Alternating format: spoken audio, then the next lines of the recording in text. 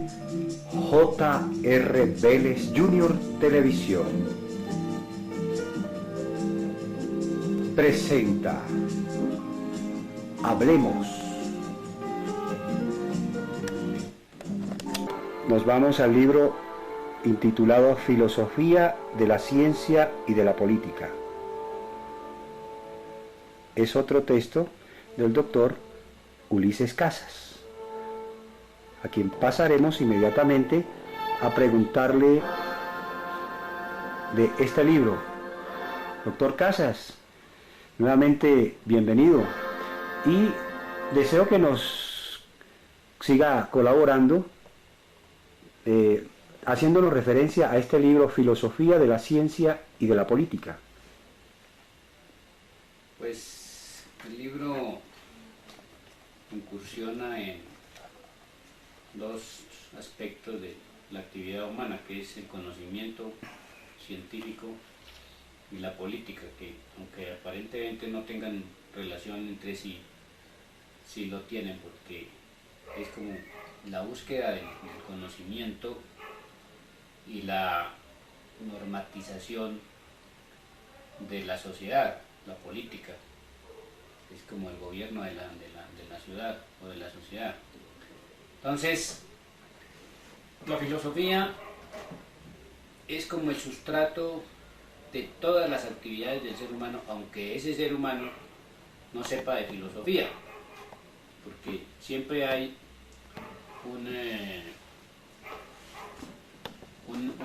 una situación de pensar, de reflexionar. En ese punto la ciencia, pues digamos que es la que más profundiza, la que más reflexionaría, pero sobre las leyes exactas de la naturaleza, mientras que la filosofía es una fracción de las particularidades. Y la política, porque es la existencia misma del ser humano que vive en sociedad.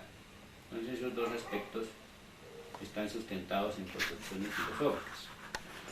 Sí, aquí veo que tanto la ciencia como la política son como el eje de este texto. Además, se habla de la educación y la filosofía, igualmente de la ciencia, la educación y la filosofía simultáneamente. Y posteriormente sobre filosofía y política, y por último sobre el proyecto colectivista consciente, del cual hemos hecho referencia y al que tenemos que ahondar un poco más. Cuénteme eso de ciencia y política. ¿Por qué ciencia y política? ¿Es que la ciencia es una política o la política es una ciencia? Bueno, ciencia y política porque como el ser humano tiene una existencialidad en una sociedad determinada y esa sociedad está enmarcada en normas, y la política es el gobierno de la ciudad, el origen griego, pues necesariamente tiene que implicarse los dos conceptos. La educación, por eso hablamos de educación. ¿La educación qué es? La educación es la formación de las personas y la instrucción es el conocimiento científico. Hay que separar los dos aspectos de la actividad humana, del ser social. A veces no se entiende bien qué es educar y se considera que educar es llenar a la persona de conocimientos. Y eso no es eso es instruirlo sobre aspectos de la ciencia, de las leyes de la naturaleza, etcétera, etcétera. Y educar es formar con objetivos o en la perspectiva de formar a la persona para que adquiera unas conductas determinadas dentro del ámbito social en que vive. De manera que la educación es, diríamos, como el sustrato, el fundamento del desarrollo de las sociedades, de la conducta del individuo dentro de esa sociedad. O sea que habría que entender que cuando hablamos de educación nos estamos refiriendo directamente a la formación en valores, ya sea éticos, morales y sociales, y no en conocimientos sueltos ahí que a la postre no terminan sino dando una referencia de algo, pero no sirviendo para obtener un comportamiento adecuado con los semejantes. Sí, claro. Educar es canalizar, orientar al joven, al niño y al adulto hacia conductas con base en valores humanos, de tratamiento del uno al otro. Y la instrucción es otra cosa, es llenar de conocimientos que generalmente tienen como objeto la seguridad en la existencialidad material de la persona, es decir, instruirlo para que pueda ejercer una profesión, un oficio, pero eso no da lo otro que es los valores. Aquí usted en la educación y la filosofía trata lo que es la sociedad primitiva, la esclavista, la feudal, la capitalista. Y dentro del capitalismo habla de la necesidad de una nueva concepción filosófica del individuo en la educación del presente y del futuro, al igual que la filosofía materialista dialéctica. Y por último dice que por una nueva escuela para educar filosóficamente, y hace referencia finalmente a la contraescuela. Estos son los pasos que deben darse para poder llegar a asimilar completamente su tesis del colectivismo económico consciente. Sí, claro. Es decir, cada época, cada ciclo histórico, digamos, cada modo de producción, pues genera unas formas educativas y unas formas instructivas. En la comunidad primitiva no le podía enseñar a construir casas con tejados, con otras cosas, ¿no? Entonces la construcción tenía unas características muy diferentes a las que tiene hoy, por ejemplo en ese aspecto de la construcción. En los aspectos, por ejemplo, del arte, la literatura, cada época, cada modo de producción genera una expresión diferente en esos puntos. En la educación es similar. Por ejemplo, en el feudalismo, ¿qué se enseñaba? Se enseñaba la religión, la teología y algunos elementos de medicina. Y la universidad aparece apenas por ahí en el siglo X-XI. La universidad es algo moderno. Entonces, la contraescuela que propone la escuela ideológica es una educación fundamentada principalmente en los valores humanos, para la cual la instrucción es secundaria y sería como un complemento de la conducta del ser humano. Y fíjese que aquí también en ese capítulo 3, donde habla de ciencia, educación y filosofía, ¿usted por qué toma esos tres conceptos para dilucidarlo? Es que ellos también tienen una concordancia y que conducen precisamente a conseguir el objetivo que se persigue. Claro, porque es que todos estos aspectos son una unidad sobre la cual el ser humano existe culturalmente. De manera que no se pueden separar estos elementos, porque sería entonces una formación mecánica, ¿no? Y alejada de la realidad.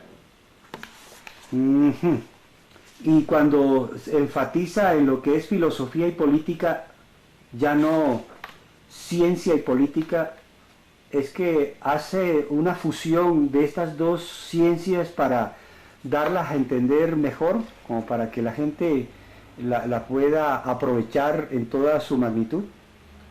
Sí, es que en última instancia la política es una ciencia social, y como ciencia social pues tiene leyes propias que obedecen a la materialidad de la existencia social de la sociedad de que se trate, de manera que, y la ciencia también obedece a leyes, la ciencia obedece a conceptos. Por ejemplo, cada ciencia tiene sus categorías y la política también tiene sus categorías. ¿Por qué no aprovechamos y definimos estos conceptos así muy brevemente? Primero, ¿qué es política? Bueno, política es el arte de gobernar. Polis quiere decir ciudad. Ciudades. Proviene del griego. Y la ciudad es un conjunto de ciudadanos, de gentes, que están sometidos a unas normas, que se dan unas normas para la convivencia. Entonces, La política es como el arte de gobernar. Y filosofía en este contexto. Y filosofía, que es el saber, que es la sabiduría, pues se compagina porque para gobernar y para orientar una sociedad, pues hay que tener conocimientos, y entre más conocimientos se tenga de la existencia misma, de la esencia de ese ente fenomenológico que es la sociedad, pues en mejor forma se orienta el curso y el proceso de las relaciones sociales en una sociedad determinada. Y ahora ciencia. Y la ciencia es conocimiento del fenómeno, ¿no? Pero orientado fundamentalmente hacia la naturaleza, el universo y toda esa materialidad que rodea al ser humano y a las sociedades. O sea que realmente usted estos conceptos los utiliza independientemente y los fusiona, pero sin que cada uno de ellos pueda perder su identidad. Sí, porque es que estas son cosas que tienen que ver con el ser humano. El ser humano es una integralidad, ¿no? en el que se conjuga conocimiento, práctica, racionalización, teorización, en fin, todo lo que tiene que ver con la existencialidad mismo y su relación con la naturaleza, siendo el ser humano también naturaleza. Aquí en este capítulo cuarto veo que también toca el concepto de Estado y filosofía. Es que el Estado y la filosofía también deben ser ahí tratadas como unidas para deslindarla de los conceptos individuales que hemos hecho alusión. El Estado es, diríamos, como la concreción de la existencia misma de una sociedad normatizada. El Estado es como una estructura de normas, pero que están a cargo de los ciudadanos, del ser humano. Entonces, como el ser humano es un ser pensante y el Estado es una estructura material y social, pues necesariamente está implícito en esa orientación que ese Estado da los conceptos filosóficos que se tengan. Y esto de estructuras y superestructuras, esto también tiene que ver con el Estado, con la institucionalidad, realmente. Pero cuando se habla de estructura y de superestructura simultáneamente, ¿a qué se refiere? Pues es una unidad de la sociedad. La estructura es la materialidad y la superestructura es la institucionalidad. Vamos a poner un ejemplo. La estructura de la sociedad capitalista es la máquina, es la fábrica, son los medios de producción, es la tierra, son las materias primas, todo eso. Y quienes ejecutan la producción de la mercancía, es decir, los obreros y los capitalistas. Diríamos, esa sería la materialidad, la estructura. Eso genera, ¿qué genera? Genera unas instituciones, que en el caso del capitalismo son un parlamento, unas asambleas, unos consejos municipales, una academia, una escuela, una educación media, o sea, los colegios, y una académica, que sería la universidad. Pero también genera otras estructuras, unas religiones, unas iglesias determinadas. Fíjese usted, por ejemplo, que antes del protestantismo la Iglesia Católica era una unidad. Con el protestantismo se divide la Iglesia porque aparecen otras fuerzas que generan una institucionalidad religiosa de diferente carácter. Bien, ya se nos acabó el tiempo y se quedó por fuera uno de los puntos también nodales en este libro, como es el proyecto colectivista consciente, al cual tendremos que aludir en la próxima edición, dado que casualmente es el libro que nos corresponde tocar. Por el momento agradecemos a todos los televidentes y esperamos que hayan estado complacidos con estas charlas y finalmente nos acompañen en la próxima. Les habló J.R. Vélez Jr.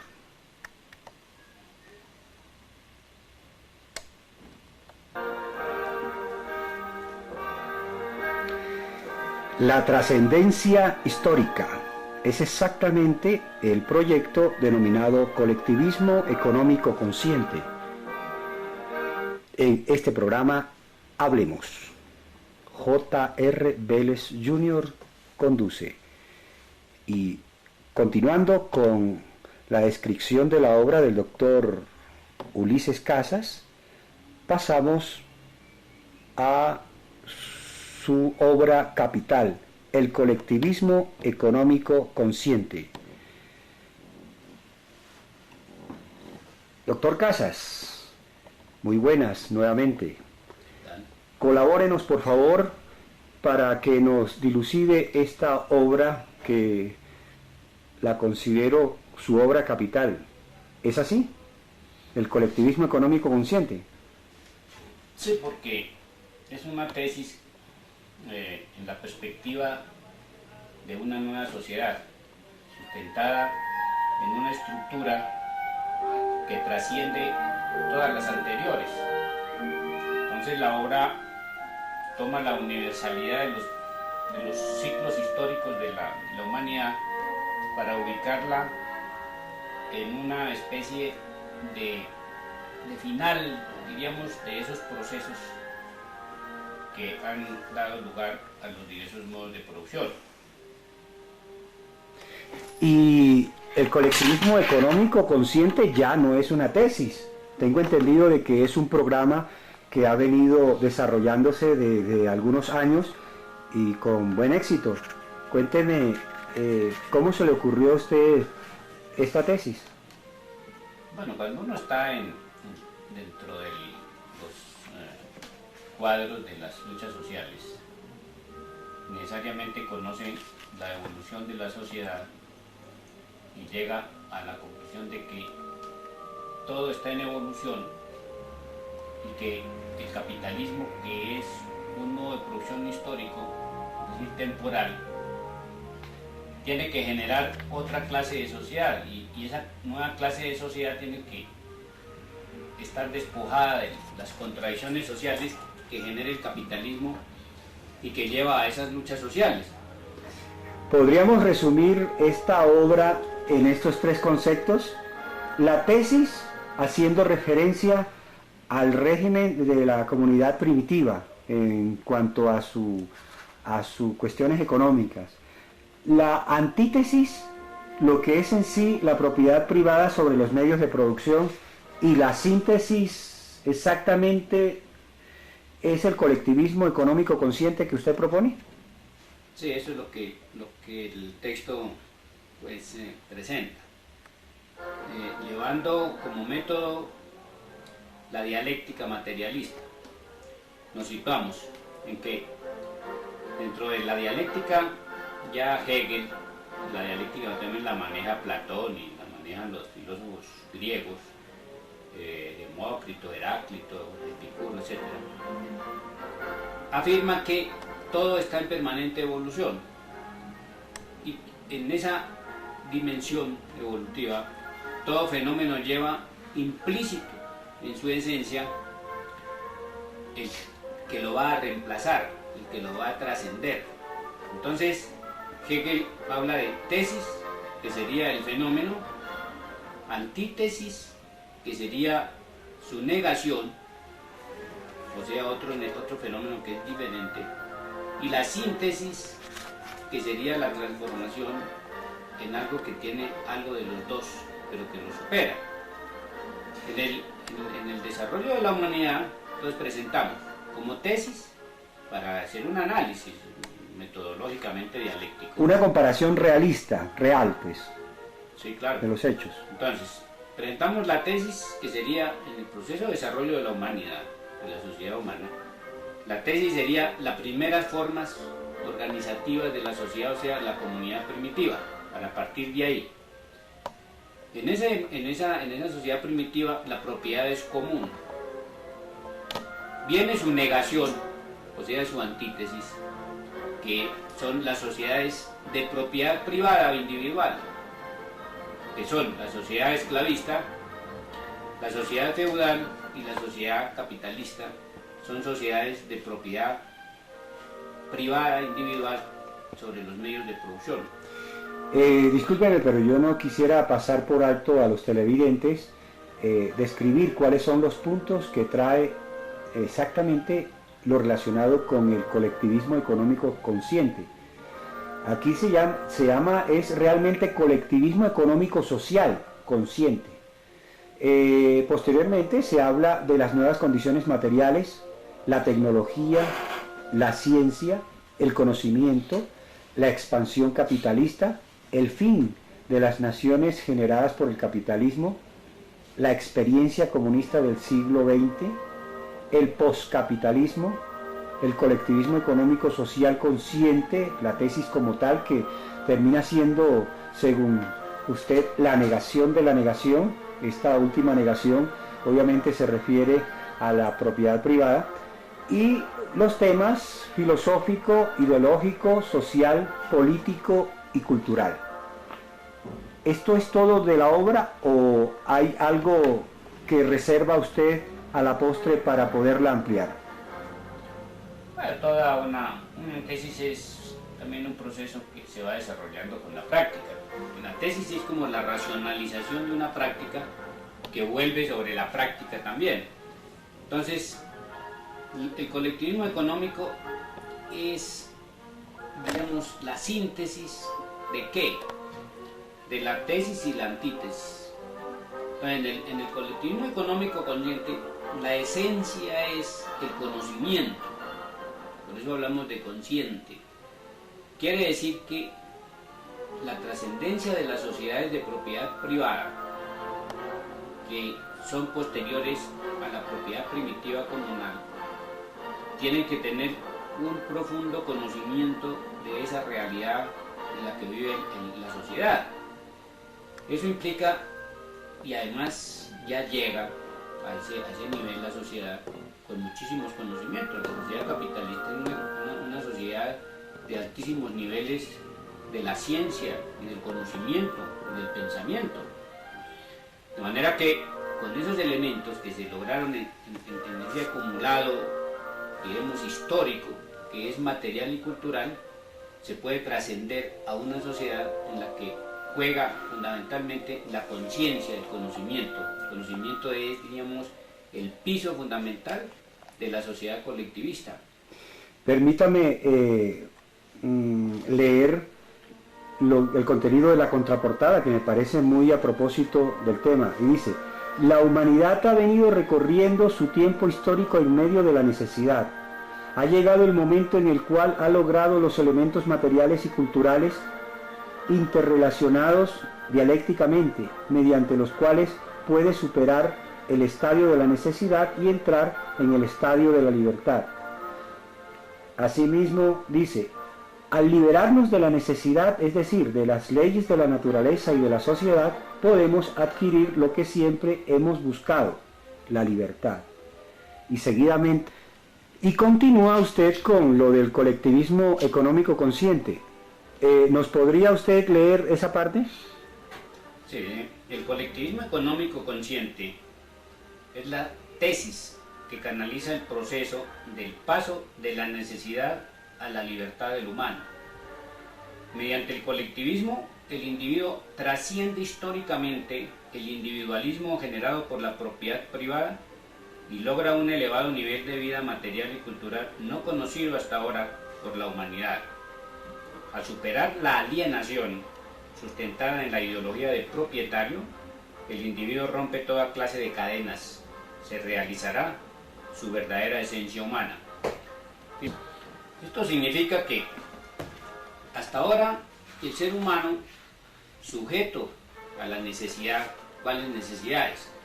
La necesidad de la comida, la necesidad de la vivienda, la necesidad del vestido, la necesidad de la salud, la necesidad de la educación.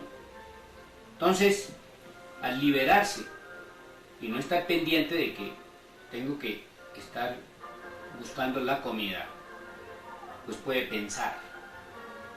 Y el pensar, que es la esencia del ser humano, es su propia realización. De manera que ya lograda lo que en el materialismo filosófico dialéctico se llama la libertad, que es la conciencia de la necesidad, es el conocimiento que el individuo tiene de las leyes que lo sujetan, entonces se libera conociéndolas, realizando una conducta y una actividad, ¿no?, ya propia de sí mismo, porque hay un acumulado. Miren, en el nivel de la sociedad capitalista, la humanidad ha logrado un acumulado muy grande que posibilita que todas las personas estén liberadas de las necesidades y puedan existir en una forma cómoda, en una forma armónica, y ser lo que son como esencia humana y no como objetos, como mercancías. De manera que en el colectivismo económico consciente se realizará el sueño que en otras épocas históricas era la utopía, y el hombre será realmente hombre, será realmente humano. Usted prácticamente en 2 palabras puede sintetizar esta obra diciendo que el hombre nunca podrá ser libre si no se deshace o soluciona sus necesidades. Esto quiere decir que las necesidades realmente son las que frenan al hombre en su progreso. Sí, la necesidad pues frena al individuo para su propia realización. Entonces lo que hay que determinar muy bien es qué es eso de la necesidad, ¿eh? Porque pues todos los seres humanos pues tenemos necesidades, los que tienen y los que no tienen, ¿no? Entonces esa necesidad a que se refiere el texto y la filosofía es la ley, las leyes a las que está sujeto el individuo. El individuo está sujeto a la ley de la sobrevivencia, es decir, a la ley de la vida, está sujeto a comer, está sujeto a abrigarse. Esas son necesidades que el individuo satisface mejor si haya un acumulado, y ese acumulado es el que ha logrado la humanidad en miles y millones de años de evolución. Por eso decimos, hoy es posible trascender esa necesidad. ¿Por qué? Porque hay un acumulado que permite. Ponemos un ejemplo. Si nos ponemos a ver la cantidad de bienes que hay, con la tecnología se ha logrado producir alimentos en suficiente cantidad para satisfacer las necesidades de toda la humanidad, pero hay un problema, y es la apropiación de esa cantidad de producción que queda en pocas manos y no la distribuye a los que la necesitan. Es decir, los 6.000 millones de habitantes que tiene el planeta en este momento o algo más no tendrían necesidades alimentarias si hubiese una humana distribución de lo que existe, porque ahí están los alimentos. Bueno, y con estas palabras finalizamos la tesis del doctor Casas, el colectivismo económico consciente, que es, según sus palabras, la trascendencia histórica. Esto será el proyecto que, después de haberse desarrollado y puesto en práctica y adquirido la respuesta que se esperaba, no hay duda que debe ser la que debe ser puesta en práctica, valga la redundancia, pero a nivel ya de gobierno. Nos despedimos de este programa, Hablemos, y será hasta las próximas oportunidades. Les habló J.R. Vélez Jr.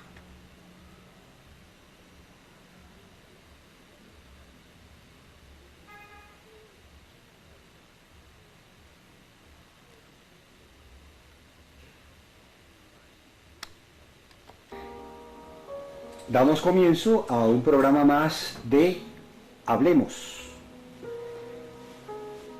Conduce J.R. Vélez Jr. Ahí en pantalla hay un título muy sugestivo que dice: nuestra vida es nuestra vida, nuestra muerte es nuestra muerte. No hay duda que debe ser así. Y esto es exactamente de la penúltima colección de la obra del doctor Ulises Casas, con quien entraremos a hablar inmediatamente de esta obra. Doctor Casas, se nos está haciendo costumbre de darle la bienvenida. Gracias por estar acompañándonos. Cuénteme esto de nuestra vida es nuestra vida y nuestra muerte es nuestra muerte. ¿A qué se refiere usted?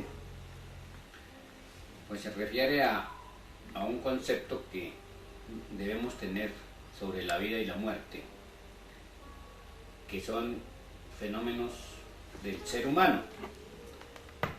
De manera que lo que hemos pensado aquí en esta exposición es que el individuo, el ser humano, reflexione profundamente en lo que significa la vida y deduzca que la vida y la muerte son una unidad dialéctica. De contrarios, exactamente. Que si no hay vida, no habría muerte, y si no hay muerte, no habría vida. De manera que esa reflexión sobre la vida la queremos y la hacemos para superar una serie de situaciones angustiosas en que vive el individuo de la sociedad moderna.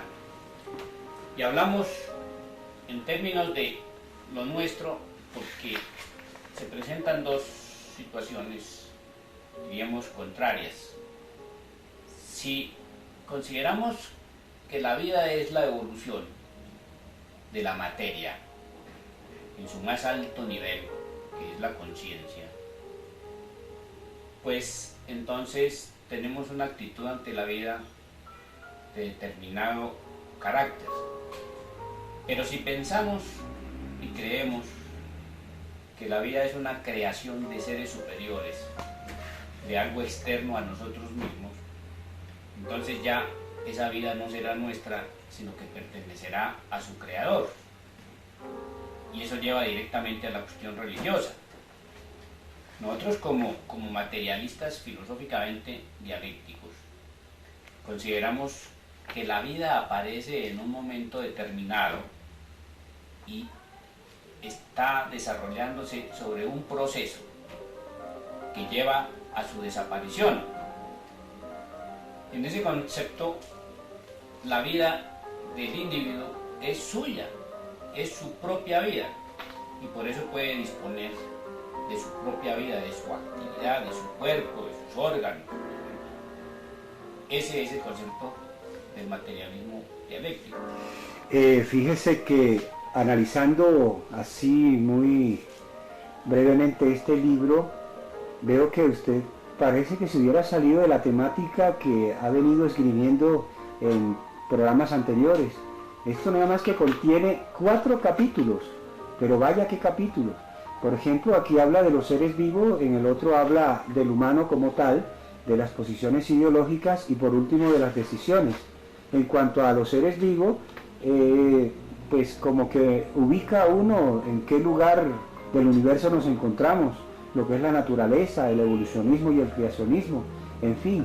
En cuanto al ser humano, lo que es el nacimiento, el entorno, las dependencias e independencia individual, las actitudes en torno a esa vida, el idealismo ante la vida, la concepción del materialismo, la formación y educación, la niñez y la juventud, al igual que la madurez o tercera edad, las posiciones ideológicas, que fue lo que nos hizo alusión ahora en cuanto a la concepción que se tiene sobre la vida, tanto idealista o espiritualista, y la concepción materialista, que es la que usted reafirma como no tanto ideal de ideas, sino ideal que es la que deberíamos poseer. Aquí lo que significa morir, lo que significa haber vivido, la vivencia física natural, la vivencia intelectual o cultural. Pues la verdad es que a mí me deja impresionado la temática de este libro, pero yo no voy a pasar por alto en que me defina lo que son los siguientes conceptos y en fin me los expliques. ¿Por qué toca usted esto de la eugenesia para comenzar? Porque es decir, la vida hay que enmarcarla dentro del universo, los seres vivos. Entonces tenemos que saber qué es la vida, o no solamente la vida humana. La vida humana es una forma de vida altamente desarrollada. Pero hay otras. Pero hay muchísimas, ¿no? Millones de millones. No solo, discúlpeme, no solamente contando la vida, digamos, la vegetativa y la animal, sino dentro de los mismos seres humanos hay infinidad de ellas. Claro, la diversidad. Y en el universo, pues habrá vida en otros planetas, en otras galaxias. Es muy probable, es muy probable. De manera que hay que definir bien qué es eso de la vida. Y dentro de esa vida humana, pues se presentan diversidad de circunstancias. Una de esas, pues para referirme a lo que usted pregunta ahí de la eugenesia, que significa ser normal, ¿no? Es decir, la cuestión eugenésica se refiere a que si un ser sale deformado, si un ser concebido en el vientre de la mujer, por ejemplo en el caso del humano, nace deforme, entonces hay la posibilidad de eliminarlo, en términos pues rudos, de matar al ser que nace porque sale deforme. Esa es la eugenesia, ¿no? De matar al ser, evitar que el ser se desarrolle, ese ser vivo, porque es deforme, no tiene la normalidad. Eso se ha ejercido en algunas sociedades, como los espartanos. Ese es, digamos, un fenómeno muy delicado de tratar, porque generalmente la mayoría de las personas y de la humanidad, como considera que la vida es el producto de la creación divina, pues no van a liquidar un ser humano por más deforme que salga. Este concepto contrasta con la clonación humana, que estaba muy de moda para estos tiempos. Sí, claro, porque con la clonación ya se evitaría toda anormalidad, puesto que la creación de un ser vivo nuevo estaría sustentado en el conocimiento que se tiene del genoma humano, y el mapa genético le indica a los genetistas qué genes son los que determinan, por ejemplo, la vista, el color de los ojos, la forma del oído, de las orejas, la forma de la nariz, la forma del rostro, en fin.